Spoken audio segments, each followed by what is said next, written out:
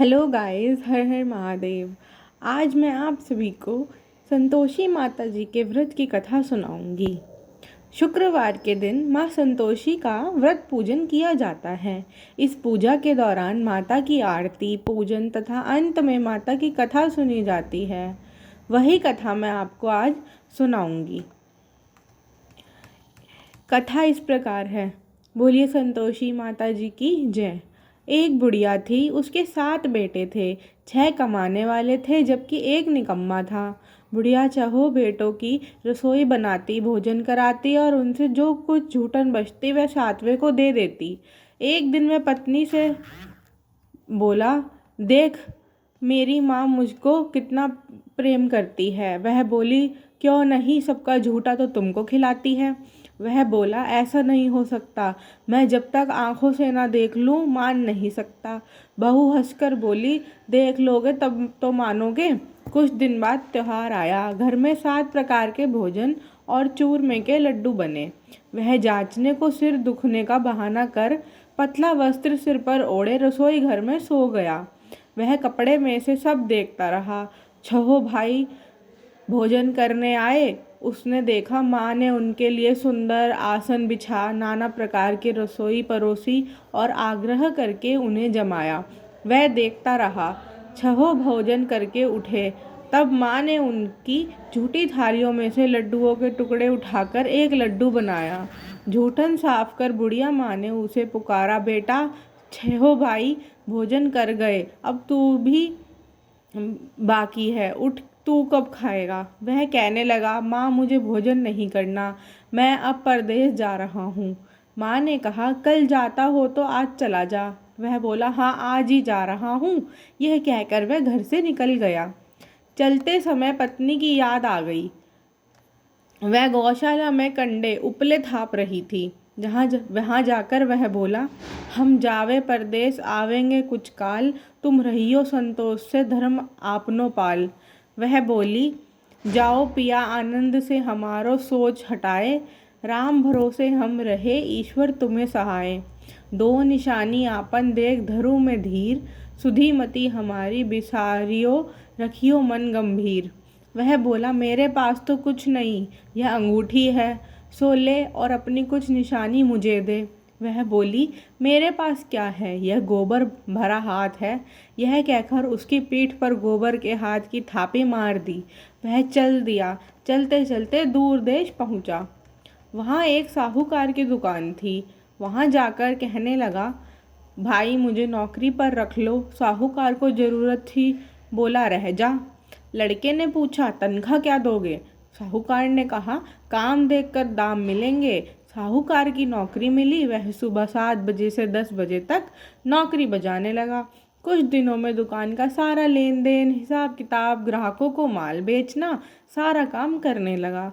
साहूकार के 7-8 नौकर थे। वह सब चक्कर खाने लगे। यह तो बहुत होशियार बन गया।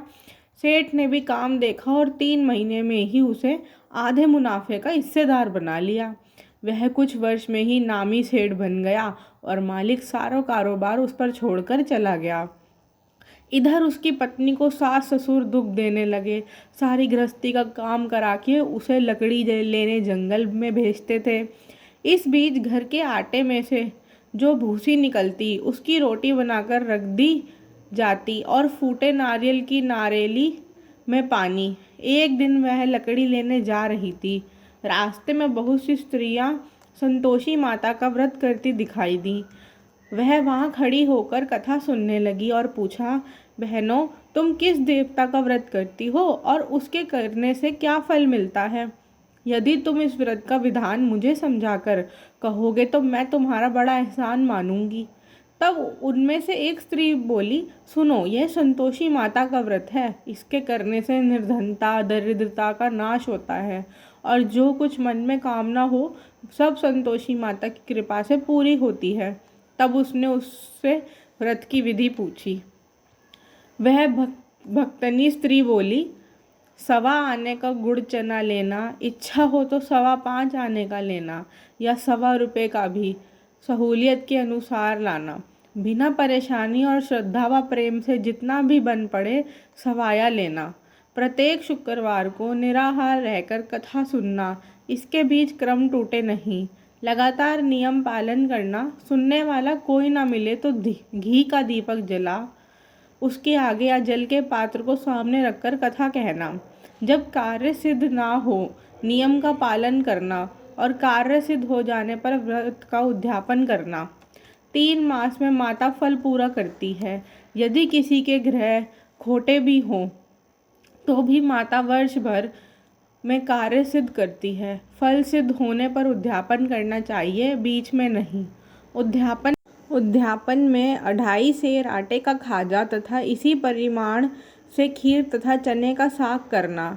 8 लड़कों को भोजन कराना, जहाँ तक मिले देवर जेठ भाई बंधु के हों, ना मिले तो रिश्तेदारों और पास पड़ोसियों को बुलाना, उन्हें भोजन करा तथा शक्ति दक्षिणा दें। माता का नियम पूरा करना, उस दिन घर में खटाई ना खाना।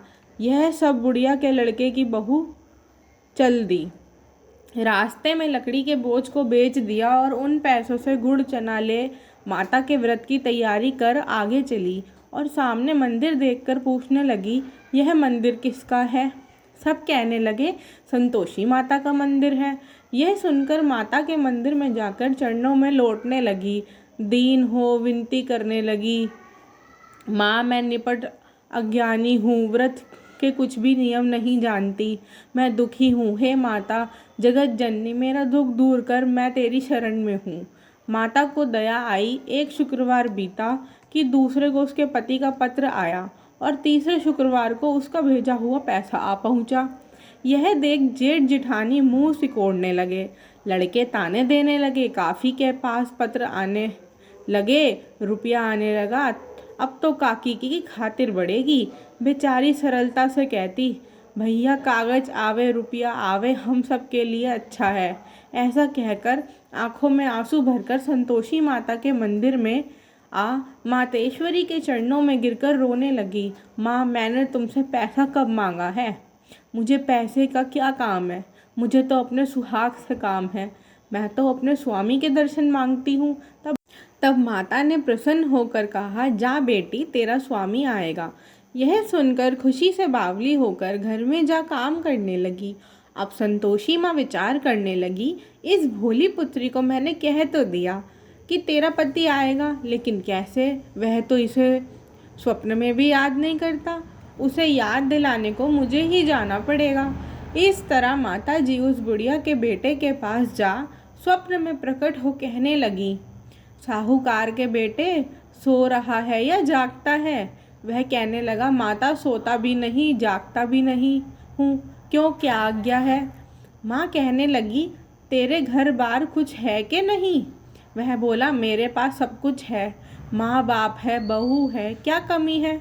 माँ बोली, भोले पुत्र तेरी बहू घोर कष्ट उठा रही है, तेरे माँ बाप उसे परेशानी दे रहे हैं, वह तेरे लिए तरस रही है, तू उसकी सुध ले। वह बोला, हाँ माता जी यह तो मालूम है, परंतु जाऊं तो कैसे? परदेश की बात है, लेन देन का कोई हिसाब नहीं, कोई जाने का रास्ता नहीं आता, कैसे चला जाऊं? माँ कहने लगी, मेरी बात मान, सवेरे नहा धोकर संतोषी माता का नाम ले, घी का दीपक जला, दंडवत कर दुकान पर जा बैठ। देखते देखते सारा लेन देन चुक जाएगा, जमा का माल बिक जाएगा, साझ होते होते धन का भारी ढेर लग जाएगा। अब बूढ़े की बात मानकर वह नहा धोकर संतोषी माता को दंडवत दी, घी का दीपक जला दुकान पर बैठा। थोड़ी देर में देने वाले रुपया लाने लगे, लेने वाले हिसाब लेने लगे। कोठे में भरे सामान के खरीदार नगद दाम दे सौदा करने लगे। शाम तक धन का भारी ढेर लग गया। मन में माता का नाम ले चमत्कार देख प्रसन्न हो घर ले जाने के वास्ते गहना कपड़ा सामान खरीदने लगा। यह काम से निपट तुरंत घर के लिए रवाना हुआ। उधर उसकी पत्नी जंगल में लकड़ी लेने जाती है, लौटते वक्त माता जी के मंदिर में विश्राम करती है। वह तो उसके प्रतिदिन रुकने का जो स्थान ठहरा।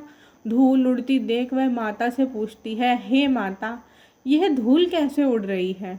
माता कहती है, हे पुत्री, तेरा पति आ रहा है। अब तो ऐसा कर, लकड़ियों के 3 बोझ बना ले। एक नदी के किनारे रख और दूसरा मेरे मंदिर पर व तीसरा अपने सिर पर। तेरे पति को लकड़ियों का गट्ठर देख मोह पैदा होगा। वह यहाँ रुकेगा, नाश्ता पानी खाकर माँ से मिलने जाएगा। तब तू लकड़ियों का बोझ उठाकर जाना और चौक में गट्ठर डालकर जोर से आवाज़ लगाना, लो सासू जी, लकड़ियों का गट्ठर लो, भूसी की रोटी दो, नारियल के खेपड़े में पानी दो। आज मेहमान कौन आया है? माता जी से बहुत अच्छा कहकर वह प्रसन्न मन से लकड़ियों के 3 गट्ठर बनाई। एक नदी के किनारे पर और एक माता जी के मंदिर पर रखा। इतने में मुसाफिर आ पहुंचा। सूखी लकड़ी देख उसकी इच्छा उत्पन्न हुई कि हम यहीं पर विश्राम करें और भोजन बनाकर खा पीकर गांव जाएं। इसी तरह रुककर भोजन बना विश्राम करके गांव को गया। सबसे प्रेम से मिला। उसी समय सिर पर लकड़ी का गट्ठर लिए वह उतावली सी आती है। लकड़ियों का भारी बोझ आंगन में डालकर जोर से 3 आवाज़ देती है, लो सासू जी, लकड़ियों का गट्ठर लो, भूसी की रोटी दो, आज मेहमान कौन आया है। यह सुनकर उसकी सास बाहर आकर अपने दिए हुए कष्टों को भुलाने हेतु कहती है, बहू ऐसा क्यों कहती हो, तेरा मालिक ही तो आया है। आ बैठ, मीठा भात खा, भोजन कर, कपड़े गहने पहन। उसकी आवाज़ सुन उसका पति बाहर आता है। अंगूठी देख व्याकुल हो जाता है। माँ से पूछता है, माँ ये कौन है? माँ बोली, बेटा ये तेरी बहू है। जब से तू गया है तब से सारे गांव में भटकती फिरती है, घर का काम काज कुछ करती नहीं, 4 पहर आकर खा जाती है। वह बोला, ठीक है माँ, मैंने इसे भी देखा और तुम्हें भी। अब दूसरे घर की ताली दो, उसमें रहूँगा। माँ बोली, ठीक है, जैसी तेरी मर्जी। तब वह दूसरे मकान की तीसरी मंजिल का कमरा खोल सारा सामान जमाया। एक दिन राजा के महल जैसा ठाट बाट बन गया। अब क्या था, बहू सुख भोगने लगी। इतने में शुक्रवार आया। शुक्रवार व्रत के उद्यापन में हुई भूल। उसने पति से कहा, मुझे संतोषी माता के व्रत का उद्यापन करना है। पति बोला, खुशी से कर लो। वह उद्यापन की तैयारी करने लगी। जिठानी के लड़कों को भोजन के लिए कहने गई। उन्होंने मंजूर किया, परंतु पीछे से जिठानी ने अपने बच्चों को सिखाया, देखो भोजन के समय खटाई मांगना, जिससे उसका उद्यापन पूरा ना हो। लड़के जीमने आए, खीर खाना पेट भर कर खाया, परंतु बाद में खाते ही कहने लगे, हमें खटाई दो, खीर खाना हमको नहीं भाता, देखकर अरुचि होती है। वह कहने लगी, भाई खटाई किसी को नहीं दी जाएगी, यह तो संतोषी माता का प्रसाद है। लड़के उठ खड़े हुए, बोले, पैसा लाओ। भोली बहू कुछ जानती नहीं थी, उन्हें पैसे दे दिए। लड़के उसी समय हट करके इमली खटाई ले खाने लगे। यह देखकर बहू और माताजी ने कोप किया। राजा के दूत उसके पति को पकड़कर ले गए। जेठ जिठानी मन माने वचन कहने लगी, लूट लूट कर धन इकट्ठा कर लाया, अब सब मालूम पड़ जाएगा जब जेल की मार खाएगा। बहू से यह सहन नहीं हुआ। रोती हुई माता जी के मंदिर में गई, कहने लगी, हे माता, तुमने क्या किया? हंसाकर अब भक्तों को रुलाने लगी। माता बोली, बेटी तूने उद्यापन करके मेरा व्रत भंग किया है। वह कहने लगी, माता मैंने कुछ अपराध किया है, मैंने तो भूल से लड़कों को पैसे दे दिए थे, मुझे क्षमा करो, मैं फिर तुम्हारा उद्यापन करूँगी। माँ बोली, अब भूल मत करना। वह कहती है, अब भूल नहीं होगी, अब बतलाओ वह कैसे आएंगे? माँ बोली, जा पुत्री, तेरा पति तुझे रास्ते में आता मिलेगा। वह निकली, राह में पति आता मिला। वह पूछी, कहाँ गए थे? वह कहने लगा, इतना धन जो कमाया है उसका टैक्स राजा ने मांगा था, वह भरने गया था। वह प्रसन्न हो बोली, भला हुआ, अब घर को चलो। कुछ दिन बाद फिर शुक्रवार आया। वह बोली, मुझे फिर माता का उद्यापन करना है। पति ने कहा, करो। बहू फिर जेठ के लड़कों को भोजन को कहने गई। जेठानी ने एक दो बातें सुनाई और सब लड़कों को सिखाने लगी। तुम सब लोग पहले ही खटाई मांगना। लड़के भोजन से पहले कहने लगे, हमें खीर नहीं खानी, हमारा जी बिगड़ता है, कुछ खटाई खाने को दो। वह बोली, खटाई किसी को नहीं मिलेगी, आना हो तो आओ। वह ब्राह्मण के लड़के लाकर भोजन कराने लगी। यथाशक्ति दक्षिणा की जगह एक एक फल उन्हें दिया। संतोषी माता प्रसन्न हुई। माता की कृपा होते ही 9वें मास में उसके चंद्रमा के समान सुंदर पुत्र प्राप्त हुआ।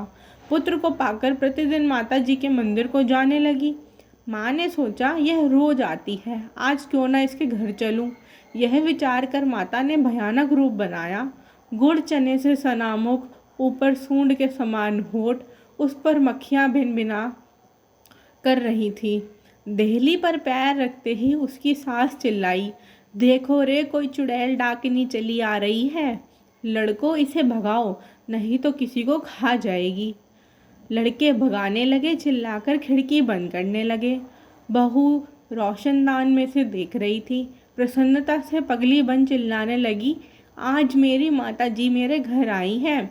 वह बच्चे को दूध पीने से हटाती है। इतने में सास का क्रोध फट पड़ा। वह बोली, क्या उतावली हुई है, बच्चे को पटक दिया।